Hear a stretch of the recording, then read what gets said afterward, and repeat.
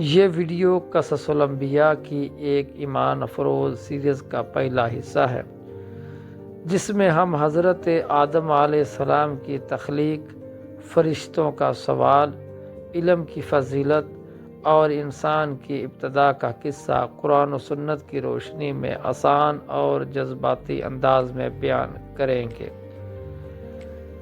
یہ سیریز ہمیں یہ سکھاتی ہے کہ انسان کی اصل کیا ہے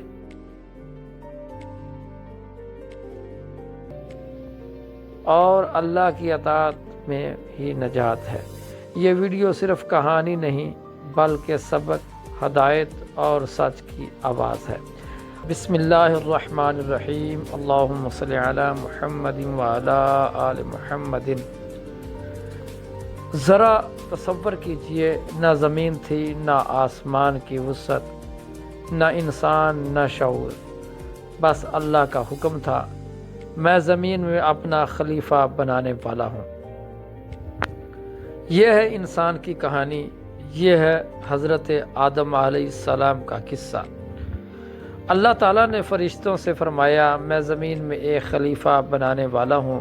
فرشتوں نے ادب سے عرض کیا، مولا، کیا آپ وہاں ایسی مخلوق پیدا کریں گے جو فساد کرے گی اور خون بہائے گی؟ اللہ نے فرمایا، میں وہ جانتا ہوں جو تم نہیں جانتے۔ اللہ تعالیٰ نے مٹی، مختلف رنگوں، مختلف خوشبوؤں سے انسان کو بنایا۔ یہ وجہ ہے کہ کوئی گورا، کوئی کالا، کوئی نرم دل، کوئی سخت مزاج۔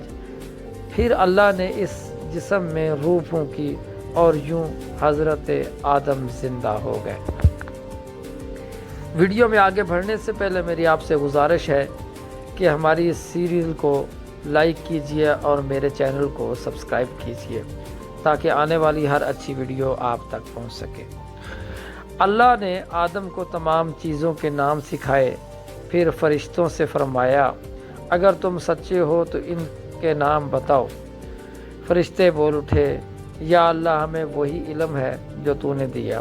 تب اللہ نے آدم کو فرمایا، اے آدم، نام بتاؤ۔ یہ انسان کی علمی میں برتری ثابت ہوئی۔ اللہ نے حکم دیا کہ تمام فرشتے آدم کو سجدہ کریں۔ سب نے سجدہ کیا سوائے ایک کے، وہ تھا ابلیس۔ ابلیس نے کہا، میں آگ سے بنا ہوں اور یہ مٹی سے۔ یہ غرور تھا اور یہی غرور اس کی تباہی کا سبب بن گیا۔ یہ وہ لمحہ تھا جہاں غرور اور اطاعت الگ ہو گئے۔